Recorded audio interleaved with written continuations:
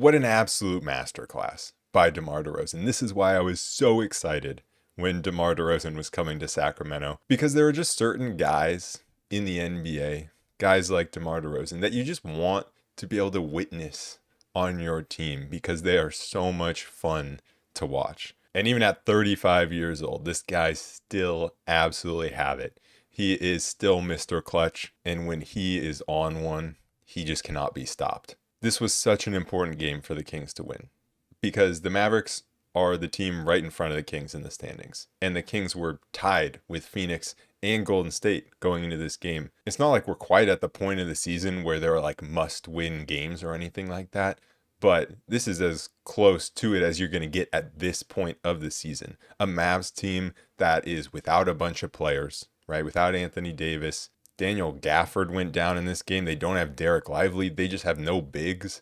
You just have to find a way to win this game because now you come within a half a game in the standings of the Mavericks. After the last win against New Orleans, I said it doesn't have to be pretty.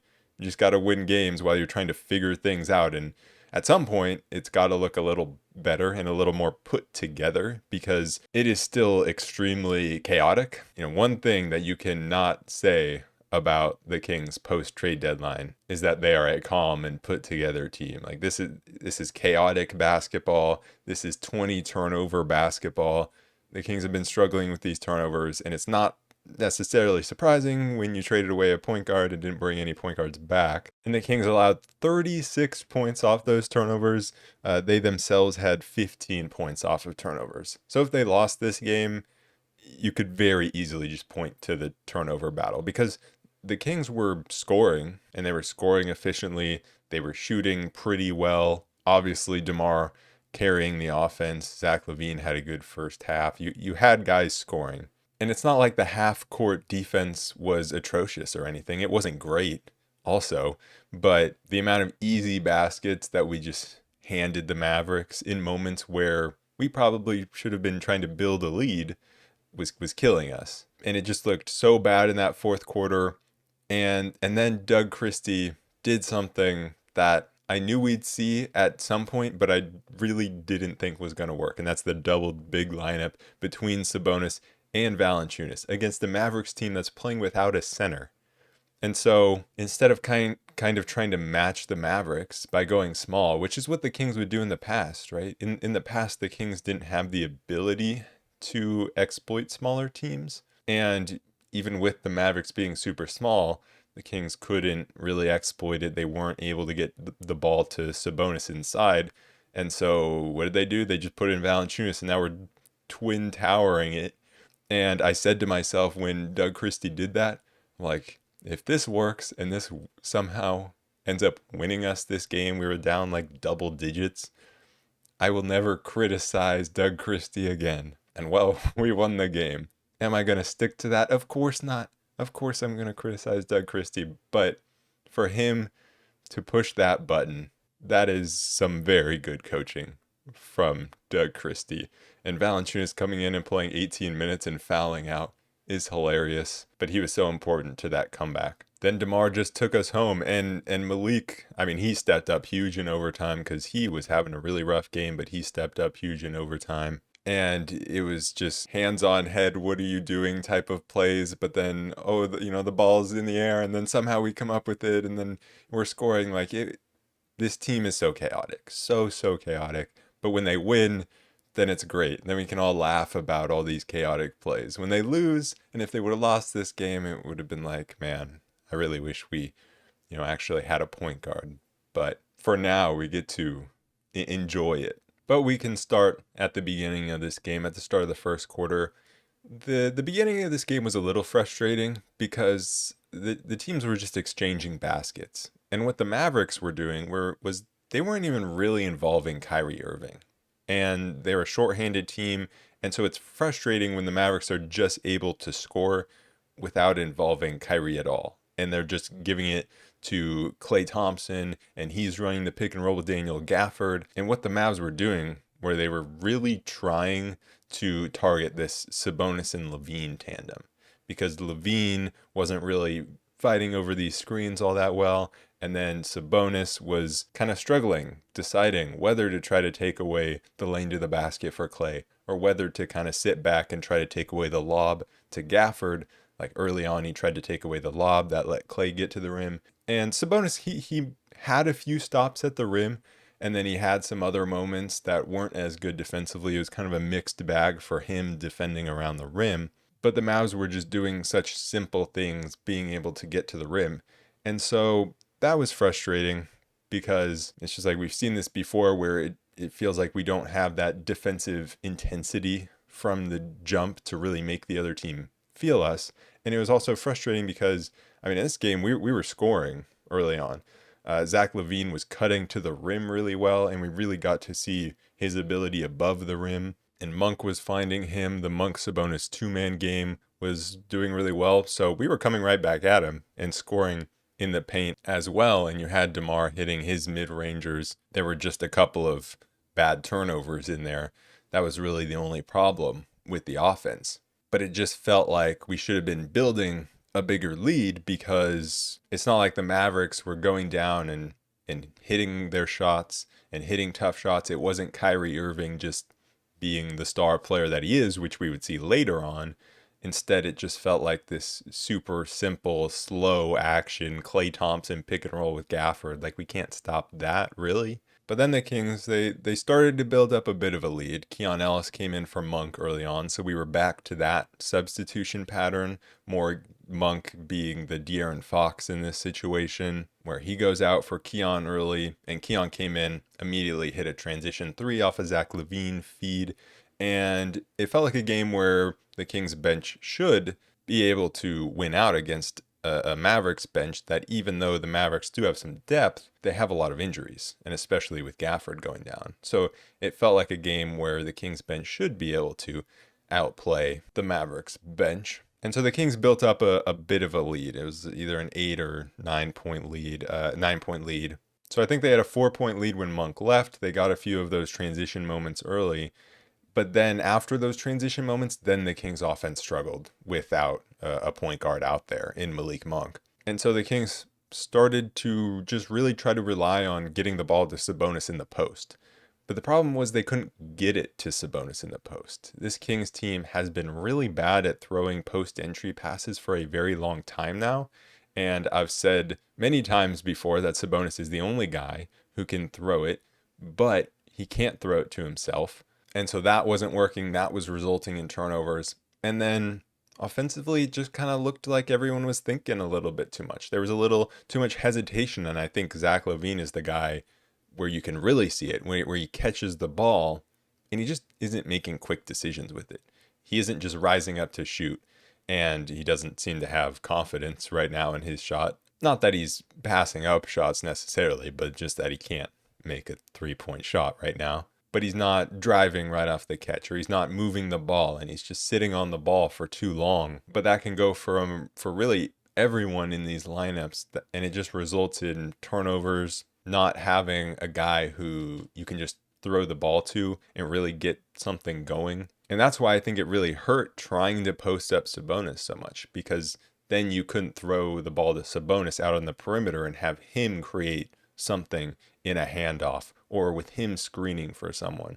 And so it was a lot more try to get the ball to Sabonis in the post with like Zach LaVine on the wing, but it doesn't really work out. So you get the ball back out to Zach, and then Sabonis is trying to come screen, but you can see there's not really too much chemistry there. And so it's just like a little bit of an awkward two-man game on the wing, and Zach LaVine does not seem to be able to make any good reads out of that pick and roll, and he's constantly turning the ball over. And so again, it's this bench unit without Malik Monk. And I say bench unit, it's not like we have a ton of bench guys in there. It's really just when you don't have Malik Monk, even if it's just Keon Ellis in there and then all the starters, it still feels like that they don't really have an offensive identity other than being a transition scoring team.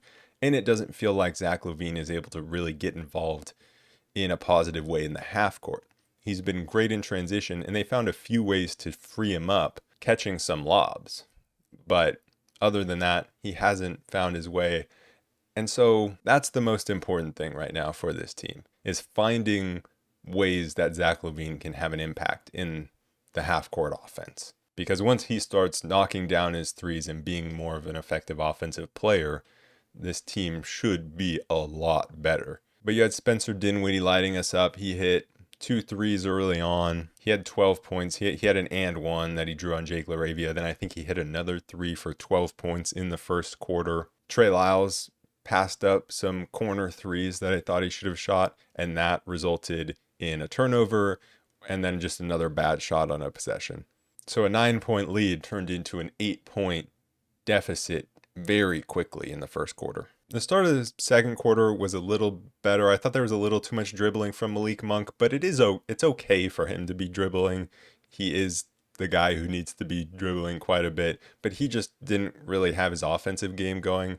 And that was always going to be the big challenge for him, is finding ways to score when he is being asked to be the lead guard and the only guard that's being guarded by very good defenders of the other team. But the bench started coming through. LaRavia and Valanciunas both made some really nice plays on the defensive end. Trey Lyles stopped hesitating from 3.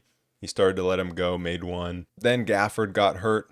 Monk trying to fight over a screen and hurting Gafford's leg. And all I could think about was like, that's a very similar to what happened to Monk last season against the Mavericks, where Luka took his leg out. The Kings offense started to come around, again, not hesitating on shots. And that was a big part of not turning the ball over as much in the second quarter as they did in the first, just shooting the ball. But defensively, the Mavericks just started to get inside and they started to hit all these short jumpers. They weren't really being, they were getting out muscled. The Mavs were just being the more physical team. I did think Malik Monk had some very nice defensive moments, though, in that first half. He had some really good defense on Kyrie Irving and some other great defensive plays. LaVine and DeRozan, not as much. They weren't as good defensively as Monk, but I did like the energy that Monk was providing there. But then we saw how Zach LaVine could impact the game as an athlete. You had Sabonis making a great outlet pass to him in transition, and that's why LaVine is one of the best transition scorers, but also how Sabonis can make an impact as a rebounder, just getting the rebound and immediately throwing ahead with a great pass. And we also had Sabonis, or no, it was the Monk to LaVine oop first, and later on we saw the Sabonis to LaVine oop. But in the half court, the Kings went back to turning the ball over, and Zach LaVine was the main culprit here. And so the Kings had some momentum and then gave it up a little bit because of the turnovers, because they couldn't throw a post-entry pass. Defensively, the Kings started to have Sabonis blitz Kyrie Irving, and they just would mix it up throughout the game, but they started blitzing more and more as the game went on, and I thought it was pretty effective. But one thing that I did hate, or that I just do hate about the Kings defense in general, that I feel like we've seen a lot of, is Malik Monk had a moment where he's standing inside. I think it was against Kyrie Irving, and he just like goes for this weak attempt at taking a charge and then bails out of it and just fouls Kyrie softly for an and one. That's something that we've been seeing more and more from the Kings. We've seen DeMar do it a lot. We've seen Trey Lyles do it a lot. Now we have Malik Monk doing it.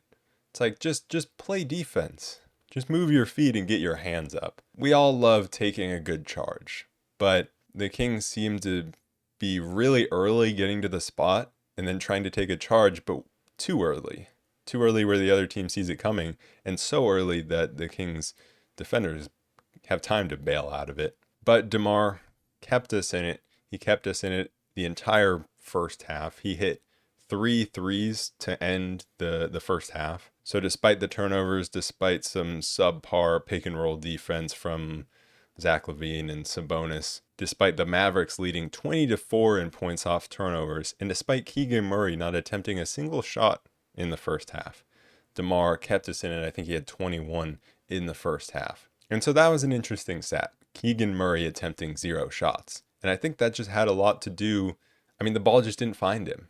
And that had a lot to do with the ball not moving and the Kings just trying to force the ball inside to Sabonis so much. It slowed down the flow of the offense. And we've seen the Kings offense really struggling to find a flow at all. The Kings were scoring, DeMar was scoring, but I wouldn't say the Kings offense was in a flow. They were scoring more off being skilled than off being a team.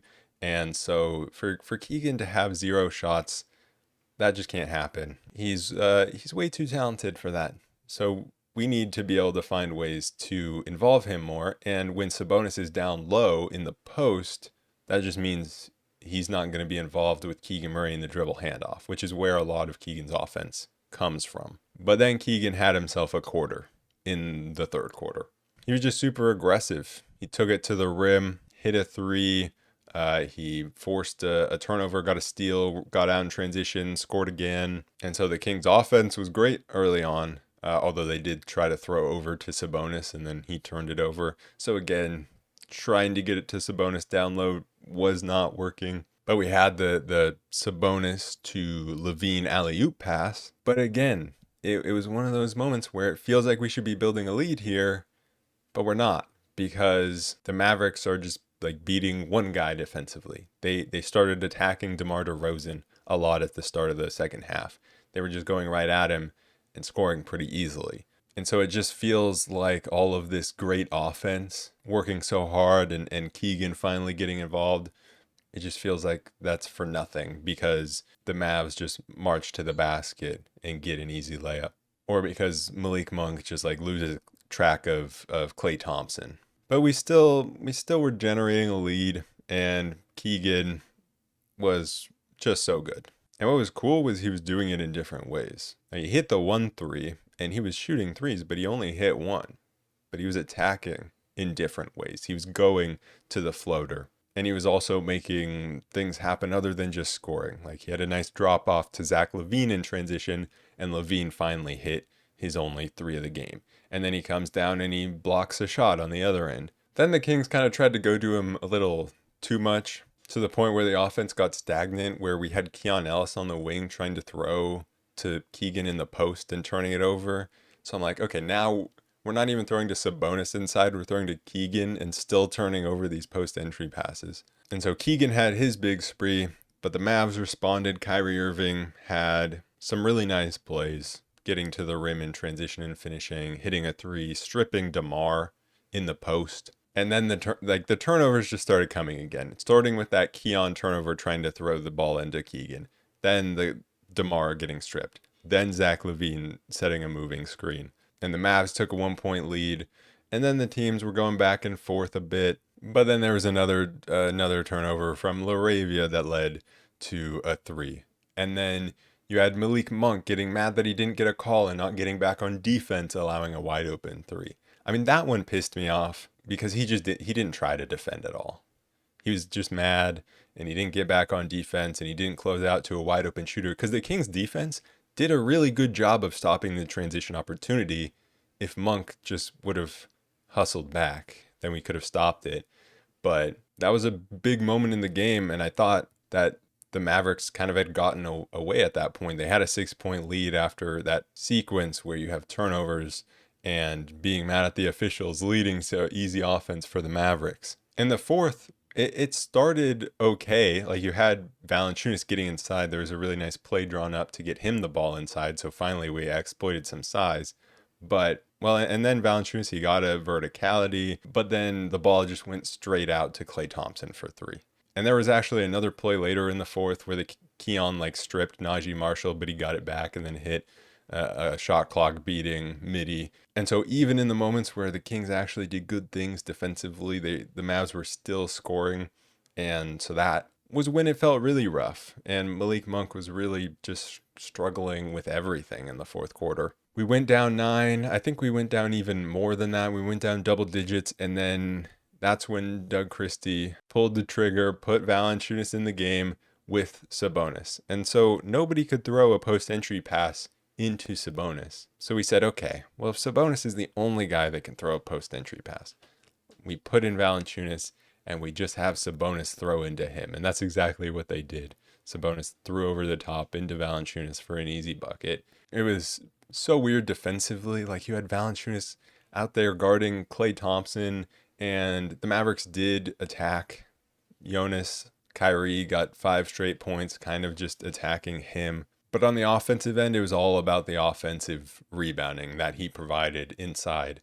And there was one play where Valanciunas got multiple offensive rebounds and he was like missing at the rim, and then Sabonis gets in there and cleans it up. And the reason that it actually kind of worked defensively was because the Mavericks were, I mean, they were obviously not playing a center. They were playing Olivia Maxence Prosper, who the Kings actually drafted and then traded, that pick and Rashawn Holmes to the Mavericks.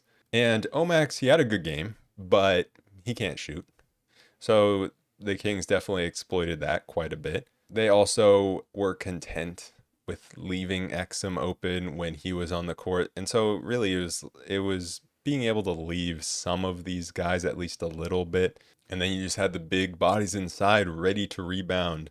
And the Kings forced that huge turnover by just going with a full court press. Keon getting up there, someone else on the Kings getting up there and forcing a turnover. And DeMar knocking down the three. And DeMar was just dominating. He knocked down 2 more middies back to back. Then Valanciunas picks up an offensive rebound and the Kings go up 1. Valanciunas then would foul out pretty quickly.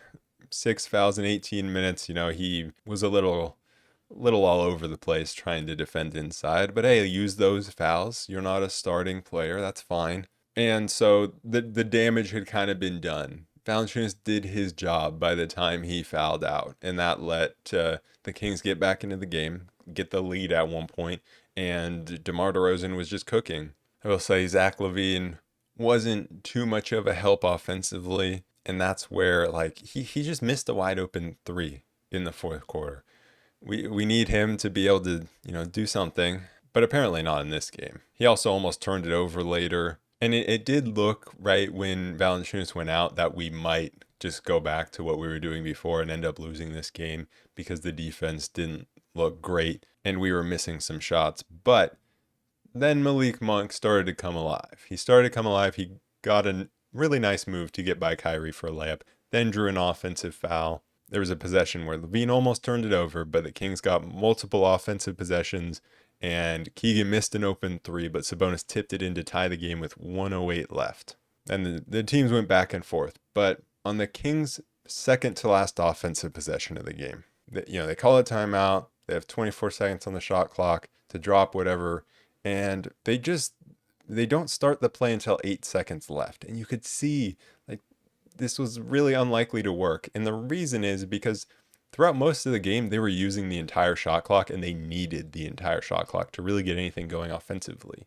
But on this play, they decided, nah, it'll be different, right? It was not different. They needed to start earlier. I get that they were trying to go 2 for 1 and not allow the Mavericks to go 2 for 1. And in the end, I mean, it did work because we got that other possession and scored and left them with not a lot of time. But when it's a tie ball game, when you have a lead, that makes sense. When it is a tie ball game, that just doesn't really make sense. And then Monk, he got to a position where I thought he was going to pull a mid-ranger, but tries to feed that pass inside to Sabonis and turns it over. And that was really frustrating just because if he just shoots that ball, first of all, that's a shot he can easily make. I understand he wasn't feeling it in this game, but if he misses, Sabonis has the position inside. And we've been turning the ball over all game, trying to feed Sabonis inside. And so it was just frustrating because another turnover after all game, turning the ball over like that. And what got you back into the game was offensive rebounding. And you don't give yourselves a chance by just getting a shot towards the rim. That was pretty frustrating. And on the other end, Kyrie just does his thing, gets by Keon. DeMar is there to help at the rim, but he's not offering much resistance, let's be honest here. And on that last possession, we get the ball into DeMar's hands after they use a foul to give. We get it into DeMar's hands, and he has to go left and walked into a smooth jumper to tie the game. And then that last possession, Malik Monk came up with the huge block to send us to overtime. Overtime is just where Malik Monk came alive. He immediately came in, got a dunk. DeMar DeRozan was getting doubled on the wing, and the Kings were moving the ball, and then Monk was just attacking, going to the rim, getting a dunk, drawing a foul. The Kings got some great stops. Kyrie did his thing some possessions, and the Kings were really trying to blitz Kyrie, and that opened up some shots for other guys. Max Christie knocked down a corner 3. Najee Marshall had a tough finish over Sabonis. That was because DeMar stepped up and tried to take the ball out of Kyrie's hands. The teams exchanged moving screens, and Malik Monk had that crazy play where I guess the ball got blocked and he kind of threw it up to himself, got it back, stayed with it, scored again. Then Zach LaVine finally did something in the half court where he made a really nice pass inside to Sabonis, who got fouled, made the first, missed the second, and then just in comes Malik Monk out of nowhere, zooming into the lane, picking up that ball.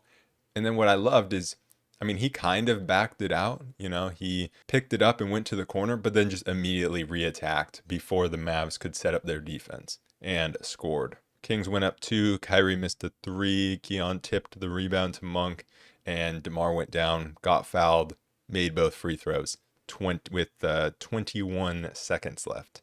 On that play that the Mavs drew up where they threw over to Kyrie, I thought he was going to get a clean look from 3, and Keon did run him off the line, and we had Jake LaRavia down low, but Kyrie just walked past him and finished. I thought Keon might have a chance at recovering there to get the block, but he couldn't. And so it's a little rough to allow a 2-pointer with only 4 seconds off the clock. But again, that's not the end of the world. At least you ran him off the 3-point line. Then this is where it gets wild. Obviously, DeMar getting the ball, driving by his man, and then trying to go up and finish at the rim, which is a crazy thing to do up to with the shot clock off. And I thought he was going to get a clean look at the rim. So I was like, okay, if he scores this, it's all good. And it did look like Max Christie got him on the arm a bit, but he just loses the ball. No call. So up 2 with the Mavericks drawing up a play. We put Trey Lyles in for defense. Keegan's in there. LaRavia's in there. And you have Klay Thompson coming around the screen. And you're up 2. And Keegan is just trailing behind. And he's too far behind Klay here. And that's where Lyles has to step up and take this away. And that's not even necessarily on Trey Lyles. That's on communication from Keegan too.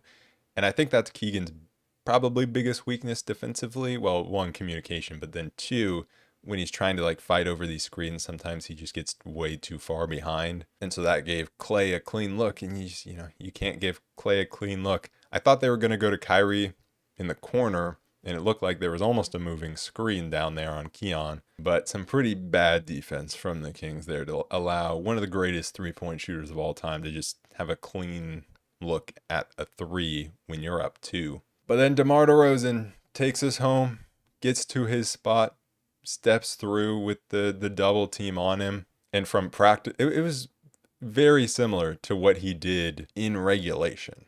But then this time, he decides to step through, fakes the jumper, steps through, and goes up 1. And then the Mavs don't have a timeout, and Monk kind of gave me a heart attack there. It's good that he's trying to play defense because too many guys just are too scared of fouling. Doesn't mean it didn't give me a heart attack. And he took a charge, and I'm like, man, if that was called a block on the shot, we had a foul to give, so it could have been called a foul on the floor, and that would have been fine. But, I mean, it definitely was a charge.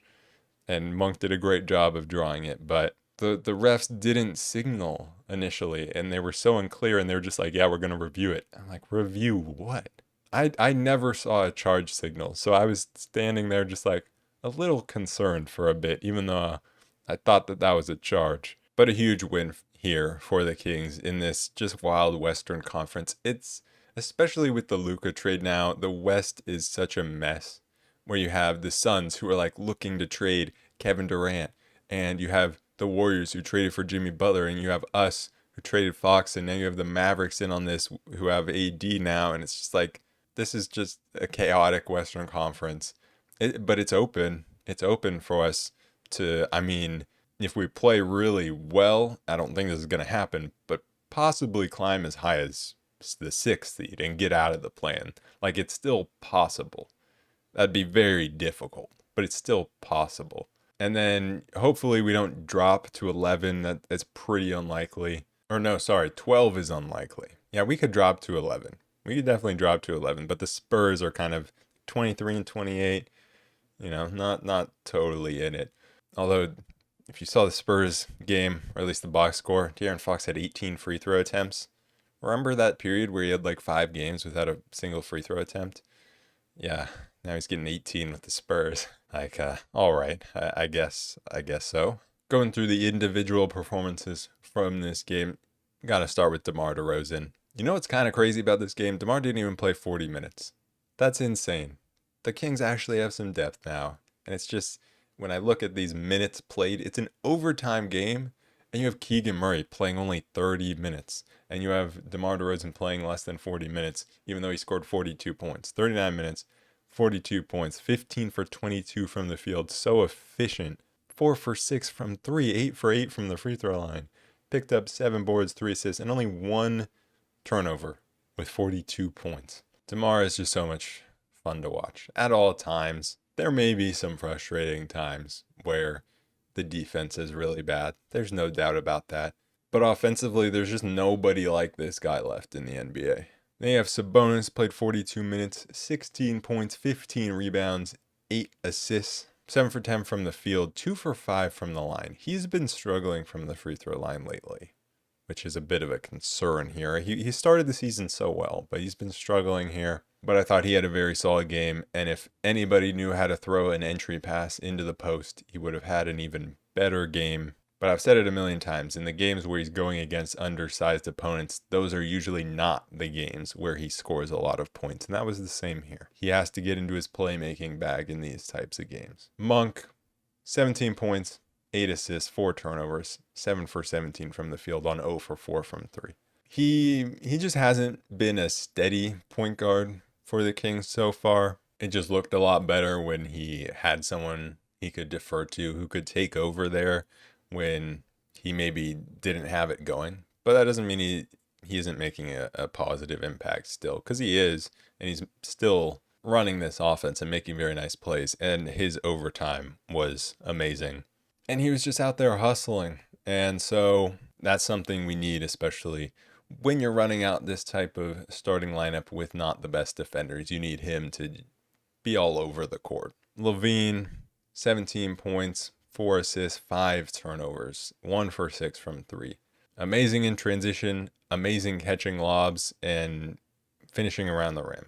But we definitely have not seen the full extent of how he can impact the offense. He needs to be able to start knocking down some of these threes. And then you had Keegan, who only played 30 minutes, because down the stretch when we went to the double big lineups, then we had Keon in there for a little bit, then we inserted LaVine again, so he was out of the game.